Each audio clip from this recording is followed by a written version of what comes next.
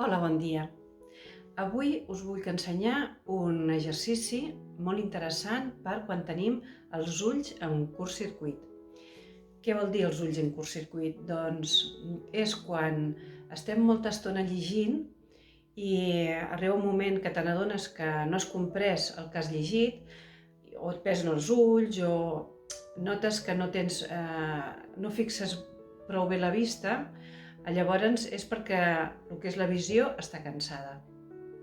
Hi ha un exercici que va molt bé aquests dies que normalment estem llegint més perquè tenim més temps.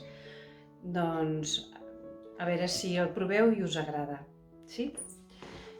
Doncs primerament, amb els ulls oberts, el que hem de fer és girar un costat i a l'altre molt ràpid durant una estoneta.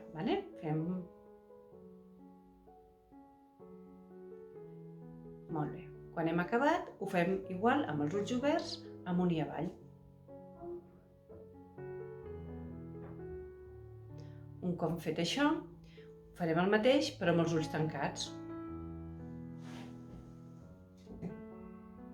I també amunt i avall, amb els ulls tancats.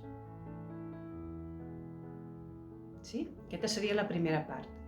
La segona part, doncs aquests dos ditets que ja els coneixem, el que és l'índex i el cor de les dues mans, anirem a buscar uns foradets que tenim aquí al darrere a la part del crani, que estan a l'alçada de les orelles.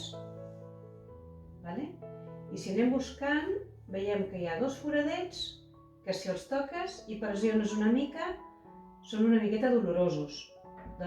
I llavors, amb aquesta posició, tornarem a fer l'exercici d'abans. És a dir, amb aquesta posició tornarem apretant i fregant una miqueta aquests punts, amb els ulls oberts, a un costat i un altre ràpidament, a dalt i a baix ràpidament, i després ho farem igual amb els ulls tancats. Ja està. Veureu que aquests punts d'aquí darrere, que és el punt de visió, quan està carregat és un punt dolorós. Ho trobareu perquè és un punt que és molest. Però veureu que quan ho feu diverses vegades és un dolor d'aquell gustós, d'aquell que relaxa. Sí? Doncs bé, una vegada ho acabat, llavors podeu reprendre la lectura i comproveu si reteniu millor el que heu llegit. D'acord? Espero que us hagi anat molt bé i que ho poseu en pràctica. Moltes gràcies. Adéu.